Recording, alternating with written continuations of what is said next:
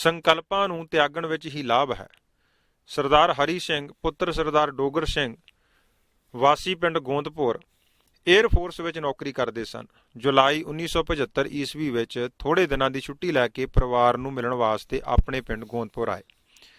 ਜਿਵੇਂ ਕਿ ਹਰ ਇੱਕ ਗੁਰਸਿੱਖ ਨੂੰ ਆਪਣੀ ਕਮਾਈ ਵਿੱਚੋਂ ਗੁਰੂ ਨਿਮਿਤ ਦਸਵੰਧ ਕੱਢਣ ਦਾ ਗੁਰੂ ਹੁਕਮ ਹੈ, ਆਪ ਜੀ ਪਾਸ ਵੀ ਦਸਵੰਧ ਦੀ ਕੁਝ ਮਾਇਆ ਇਕੱਤਰ ਹੋਈ ਪਈ ਸੀ।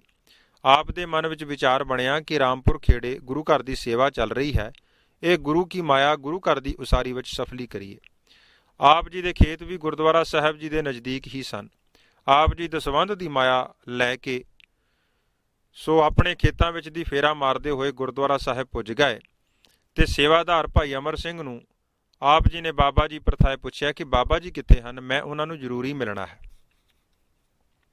ਭਾਈ ਅਮਰ ਸਿੰਘ ਨੇ ਉੱਤਰ ਦਿੱਤਾ ਕਿ ਬਾਬਾ ਜੀ ਤਾਂ ਜਲ ਪਾਣੀ ਛਕ ਕੇ ਹਰ ਰੋਜ਼ ਦੀ ਤਰ੍ਹਾਂ ਸਿਮਰਨ ਭਜਨ ਦੇ ਨਿਯਮ ਵਿੱਚ ਬੈਠ ਗਏ ਹਨ। ਉਹਨਾਂ ਨੇ ਦੁਪਹਿਰ ਕੋਈ 1 ਵਜੇ ਦੇ ਕਰੀਬ ਬਾਹਰ ਨਿਕਲਣਾ ਹੈ। ਹਰੀ ਸਿੰਘ ਨੇ ਦੱਸਿਆ ਕਿ ਭਾਈ ਅਮਰ ਸਿੰਘ ਪਾਸੋਂ ਇਹ ਬਚਨ ਸੁਣ ਕੇ ਮੈਂ ਕਾਫੀ ਮਾਯੂਸ ਹੋਇਆ ਤੇ ਮਨ ਵਿੱਚ ਕਈ ਉਤਰਾਅ ਚੜ੍ਹਾਅ ਆਉਣੇ ਸ਼ੁਰੂ ਹੋ ਗਏ ਕਿ ਮੈਂ ਜਲਦੀ ਵਾਪਸ ਵੀ ਜਾਣਾ ਹੈ, ਇੰਨਾ ਸਮਾਂ ਮੈਂ ਉਡੀਕ ਵੀ ਨਹੀਂ ਸਕਦਾ ਕਿਉਂਕਿ 1-2 ਥਾਂ ਹੋਰ ਜਾਣਾ ਹੈ, ਬਾਬਾ ਜੀ ਦੇ ਦਰਸ਼ਨ ਵੀ ਜ਼ਰੂਰ ਕਰਨੇ ਹਨ ਤੇ ਨਾਲੇ ਦਸਵੰਧ ਦੀ ਮਾਇਆ ਵੀ ਭੇਟ ਕਰਨੀ ਹੈ।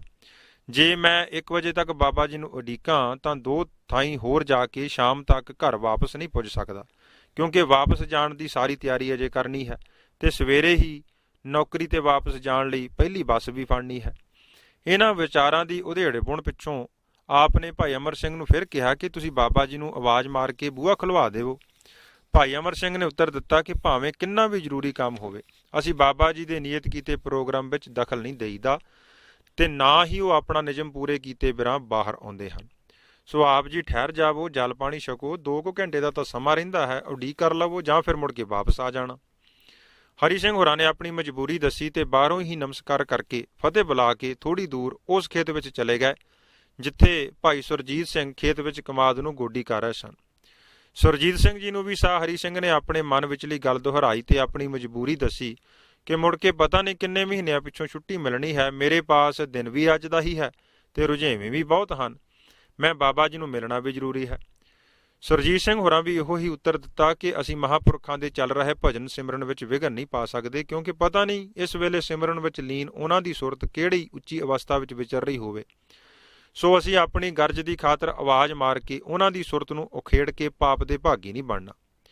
ਇਹਨਾਂ ਪਾਸੋਂ ਵੀ ਨਾਂਹ ਦਾ ਉੱਤਰ ਸੁਣ ਕੇ ਹਰੀ ਸਿੰਘ ਹੋਰਾਂ ਦਾ ਇੱਕ ਮਨ ਵਾਪਸ ਜਾਣ ਲਈ ਕਹੇ, ਦੂਸਰਾ ਮਨ ਠਹਿਰ ਕੇ ਉਡੀਕ ਕਰਨ ਦੀ ਸਲਾਹ ਦੇਵੇ।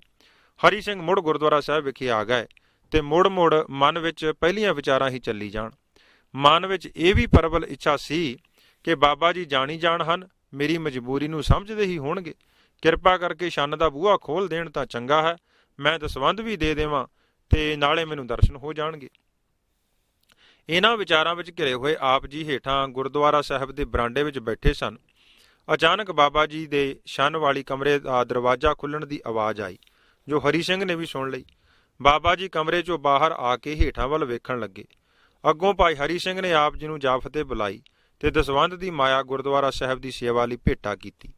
ਬਾਬਾ ਜੀ ਨੇ ਉੱਥੇ ਖੜੇ ਹੀ ਗੁਰੂ ਚਰਨਾਂ ਦਾ ਧਿਆਨ ਕਰਕੇ ਭੇਟ ਕੀਤੀ ਮਾਇਆ ਦੀ ਅਰਦਾਸ ਕਰ ਦਿੱਤੀ ਤੇ ਬੜੇ ਪ੍ਰੇਮ ਨਾਲ ਸਾਹ ਹਰੀ ਸਿੰਘ ਨੂੰ ਛੰਨ ਦੇ ਅੰਦਰ ਲੈ ਗਏ।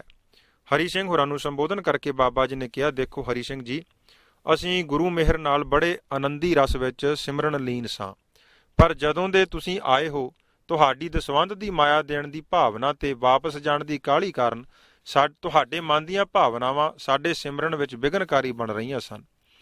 ਯਤਨ ਕਰਨ ਤੇ ਵੀ ਸਾਡੀ ਸੁਰਤ ਉੱਤੇ ਤੁਹਾਡੇ ਕਾਹਲੇਪਨ ਤੇ ਭਾਵਨੀ ਦਾ ਅਸਰ ਪੈਂਦਾ ਰਿਹਾ ਹੈ, ਜਿਸ ਕਾਰਨ ਸਾਨੂੰ ਸਿਮਰਨ ਦਾ ਨਿਯਮ ਵਿੱਚੇ ਛੱਡ ਕੇ ਬੂਹਾ ਖੋਲ੍ਹਣਾ ਪਿਆ ਹੈ। ਉਂਝ ਜੇ ਆਪਾਂ ਵਿਚਾਰ ਕਰੀਏ, ਮਾਇਆ ਗੁਰੂ ਕੇ ਦਸਵੰਧ ਦੀ ਸੀ। ਜੇ ਤੁਸੀਂ ਗੁਰੂ ਚਰਨਾਂ ਵਿੱਚ ਗੁਰੂ ਗੋਲਕ ਨੂੰ ਅਰਪਣ ਕਰ ਦਿੰਦੇ, ਸਤਿਗੁਰੂ ਜੀ ਤਾਂ ਜਾਣੀ ਜਾਣ ਹਨ, ਉਹ ਤਾਂ ਘਟ ਕੇ ਅੰਤਰ ਕੀ ਜਾਣਤ, ਅਤੇ ਸਤਿਗੁਰੂ ਜੀ ਤਾਂ ਬਿਨ ਬੋਲਿਆਂ ਸਭ ਕੁਝ ਜਾਣਦੇ ਹਨ। ਤੁਹਾਡੀ ਦਿੱਤੀ ਮਾਇਆ ਤਾਂ ਸਤਿਗੁਰੂ ਜੀ ਦੇ ਦਰ ਪ੍ਰਵਾਨ ਹੋ ਹੀ ਜਾਣੀ ਸੀ। ਗੋਲਕ ਦੀ ਮਾਇਆ ਵੀ ਤਾਂ ਗੁਰੂ ਕਾਰਜ ਵਿੱਚ ਹੀ ਲੱਗਣੀ ਸੀ। ਸੋ ਮੇਰੇ ਹੱਥੀਂ ਗੁਰੂ ਪਾਤਸ਼ਾਹ ਨੂੰ ਅਰਪਣ ਕਰਨ ਦੀ ਥਾਂ ਜੇ ਤੁਸੀਂ ਸਿੱਧੀ ਗੁਰੂ ਚਰਨਾਂ ਵਿੱਚ ਅਰਪ ਦਿੰਦੇ ਤਾਂ ਤੁਸੀਂ ਵੀ ਸੌਖੇ ਰਹਿੰਦੇ। ਮਨ ਵਿੱਚ ਤੌਖਲਾ ਕਾਹਲਾਪਨ ਜੋ ਸ਼ਾਂਤੀ ਨੂੰ ਭੰਗ ਕਰਦਾ ਰਿਹਾ ਉਹ ਵੀ ਨਹੀਂ ਆਉਣਾ ਸੀ ਤੇ ਮੇਰੇ ਸਿਮਰਨ ਵਿੱਚ ਵੀ ਤੁਹਾਡੀਆਂ ਮਨ ਤਰੰਗਾਂ ਦਾ ਅਸਰ ਵਿਘਨਕਾਰੀ ਨਾ ਬਣਦਾ। ਦੂਸਰੇ, ਜੋ ਤੁਹਾਡੇ ਮਨ ਵਿੱਚ ਸਾਡੇ ਦਰਸ਼ਨਾਂ ਦੀ ਖਿੱਚ ਬਣੀ ਸੀ, ਸਤਿਗੁਰੂ ਜੀ ਦੇ ਦਰਸ਼ਨ ਕਰਨ ਨਾਲ ਹੋਰ ਵਿਅਕਤੀਗਤ ਦਰਸ਼ਨ ਦੀ ਝਾਕ ਮੁੱਕ ਜਾਣੀ ਚਾਹੀਦੀ ਹੈ। ਸੁਤੇ ਹੀ ਗੁਰਸਿੱਖਾਂ ਦੇ ਸਤਿਗੁਰੂ ਜੀ ਦਰਸ਼ਨ ਕਰਵਾ ਦੇਣ ਤਾਂ ਧੰਨ ਭਾਗ ਹਨ, ਕਿਉਂਕਿ ਗੁਰੂ ਪਾਤਸ਼ਾਹ ਦਾ ਬਚਨ ਹੈ ਕਿ ਖਾਲਸਾ ਮੇਰੋ ਰੂਪ ਹੈ ਖਾਸ, ਖਾਲਸੇ ਮੈਂ ਹਉ ਕਰੋ ਨਿਵਾਸ। ਸੋ ਜੇ ਖਾਲਸੇ ਵਿੱਚ ਨਿਵਾਸ ਕਰਨ ਵਾਲੇ ਗੁਰੂ ਦੇ ਦਰਸ਼ਨ ਹੋ ਗਏ ਤਾਂ ਖਾਲਸੇ ਦੇ ਦਰਸ਼ਨਾਂ ਦਾ ਫਲ ਇਸੇ ਵਿੱਚ ਹੀ ਆ ਜਾਣਾ ਹੈ। ਤੀਸਰੇ, ਜਦੋਂ ਵੀ ਗੁਰੂ ਚਰਨਾਂ ਵਿੱਚ ਜਾਣਾ ਹੋਵੇ ਕਾਲਾਪਣ ਘਰ ਛੱਡ ਕੇ ਆਉਣਾ ਚਾਹੀਦਾ ਹੈ, ਕਿਉਂਕਿ ਰਸ ਦਾ ਤੇ ਕਾਲੇਪਣ ਦਾ ਆਪਸੀ ਜੋੜ ਕੋਈ ਨਹੀਂ। ਜਿੱਥੇ ਕਾਲਾਪਨ, ਤੌਖਲਾ, ਚਿੰਤਾ ਹੈ, ਉੱਥੇ ਰਸ ਕਿੱਥੇ। ਜਿੰਨਾ ਸਮਾਂ ਵੀ ਗੁਰੂ ਦਰ ਵਿੱਚ ਜਾਣ ਲਈ ਸਤਿਗੁਰੂ ਜੀ ਬਖਸ਼ਿਸ਼ ਕਰਨ, ਸੰਸਾਰਕ ਕੰਮਾਂ ਦੀਆਂ ਸੋਚਾਂ, ਫਿਕਰਾਂ, ਚਿੰਤਾ, ਕਾਲਾਪਨ ਇਹਨਾਂ ਨੂੰ ਛੱਡ ਦੇਣਾ ਹੀ ਯੋਗ ਹੈ। ਇਸ ਤਰ੍ਹਾਂ ਵਧੇਰੇ ਲਾਹਾ ਪ੍ਰਾਪਤ ਹੁੰਦਾ ਹੈ। ਚੌਥਾ, ਮਨ ਵਿੱਚ ਕਿਸੇ ਦੀ ਪ੍ਰੀਖਿਆ ਲੈਣ ਦੀ ਧਾਰਨਾ ਵੀ ਬਣਾ ਕੇ ਨਹੀਂ ਆਉਣਾ ਚਾਹੀਦਾ ਕਿ ਅੰਤਰਜਾਮੀ ਹੋਣਗੇ ਤਾਂ ਆਪੇ ਬੁਲਾ ਲੈਣਗੇ। ਇਹ ਲਾਹੇਵੰਦਾ ਵਿਚਾਰ ਨਹੀਂ। ਕਿਸੇ ਨੂੰ ਗੁਰੂ ਪਾਤਸ਼ਾਹ ਨੇ ਅੰਤਰਜਾਮਤਾ ਦੇ ਦੇਣ ਜਾਂ ਨਾ ਦੇਣ, ਇਹ ਕਿਸੇ ਦੀ ਆਤਮਿਕ ਉੱਚਤਾ ਨੂੰ ਮਾਪਣ ਦਾ ਕੋਈ ਪੈਮਾਨਾ ਨਹੀਂ। ਇਹ ਸਭ ਦਾਤਾਂ ਤਾਂ ਗੁਰੂ ਜੀ ਦੀਆਂ ਹਨ। ਗੁਰਸਿੱਖ ਦਾ ਕੰਮ ਹੈ ਨਾਮ ਵਿੱਚ ਲੱਗੇ ਰਹਿਣਾ, ਉਸ ਵਿੱਚ ਢਿੱਲ ਨਾ ਵਰਤੇ। ਬਾਕੀ ਸਭ ਅਵਸਥਾਵਾਂ ਗੁਰੂ ਜੀ ਦੇ ਹੱਥ ਹਨ। ਹਰੀ ਸਿੰਘ ਜੀ, ਜੋ ਹੋ ਗਿਆ ਸੋ ਵਾਹਵਾ। ਸਾਨੂੰ ਤੁਹਾਡੇ ਗੁਰਸਿੱਖਾਂ ਦੇ ਦਰਸ਼ਨ ਹੋ ਗਏ। ਅਗਾਂਹ ਲਈ ਇਹਨਾਂ ਛੋਟੀਆਂ ਗੱਲਾਂ ਦਾ ਖਿਆਲ ਰੱਖਣਾ ਚਾਹੀਏ। ਸੋ ਦੇਖਣ ਨੂੰ ਤਾਂ ਭਾਵੇਂ ਇਹ ਮਾਮੂਲੀ ਹਨ, ਪਰ ਅਸਰ ਇਹਨਾਂ ਦਾ ਵਧੇਰੇ ਹੈ। ਭਾਈ ਹਰੀ ਸਿੰਘ ਜੀ ਨੇ ਬਾਬਾ ਜੀ ਦੇ ਬਚਨਾਂ ਨੂੰ ਮਨ ਵਿੱਚ ਥਾਂ ਦਿੱਤੀ ਤੇ ਮਨ ਵਿੱਚ ਪਛਤਾਵਾ ਕਰਕੇ ਖਿਮਾ ਮੰਗੀ।